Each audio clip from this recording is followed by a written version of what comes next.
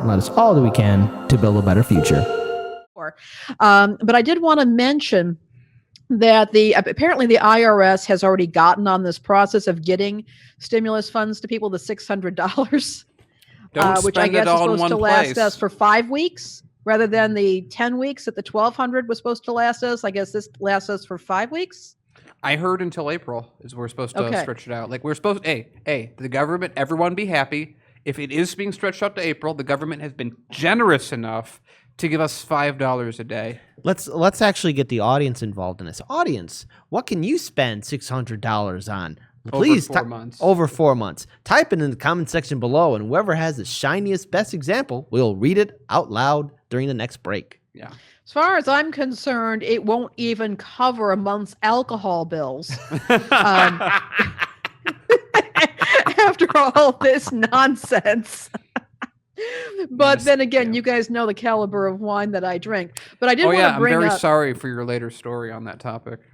We'll talk. But any case, Kiplinger and other sources are basically saying the process has already started for getting the stimulus funds in. Some people who have direct deposit may see their stimulus funds as early as Tuesday of next week. So there's definitely that possibility.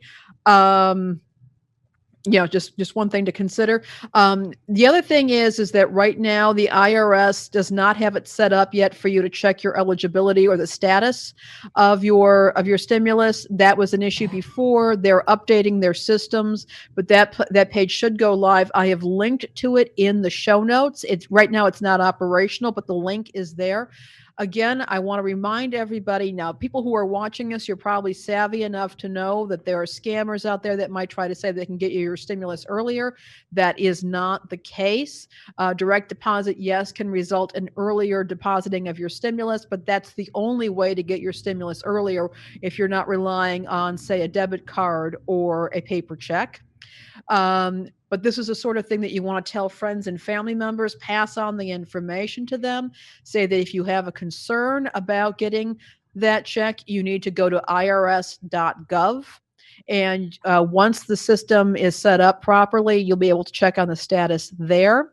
Also, if for some reason you can't seem to receive your stimulus check, you can apparently deduct that on your taxes. So information is there. I've got an article from Kiplinger. I've got the IRS link up there. But just to remind people that this process is going to get started fairly quickly.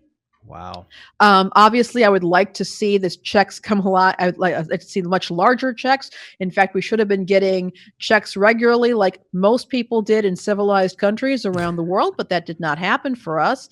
But just want people to be aware of what's going on and to let friends and family, perhaps people who are older, people who are not internet savvy, know that this is how you get information about whether your funds are on their way or not. All right. Real quick, I actually want to mention, just some people have actually typed in there what they would spend their $600 on.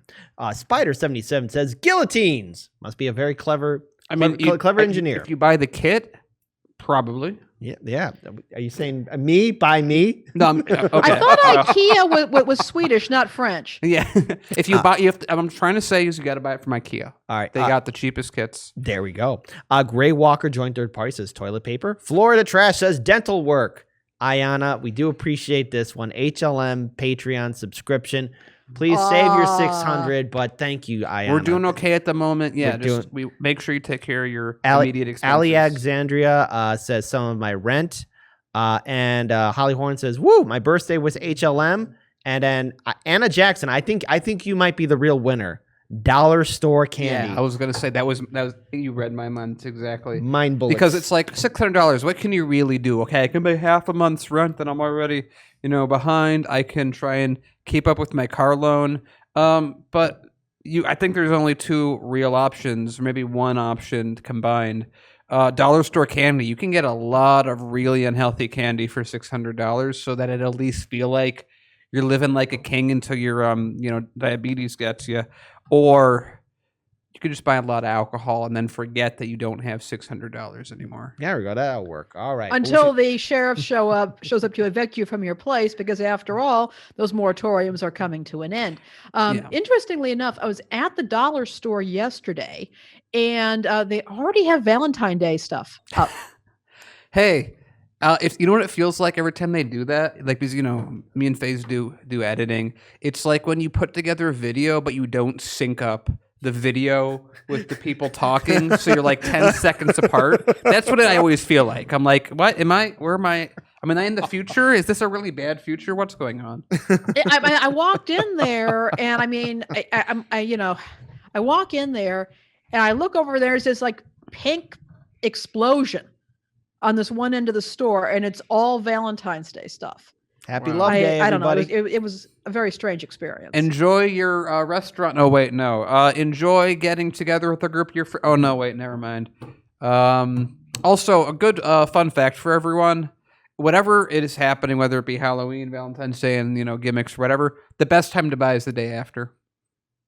Yeah, it always is the best time to do that. And in fact, the funny thing is that happened in my family. We had we had a scare with one of our family members who had to go into isolation for a bit. So they actually delayed their Christmas celebrations by a week.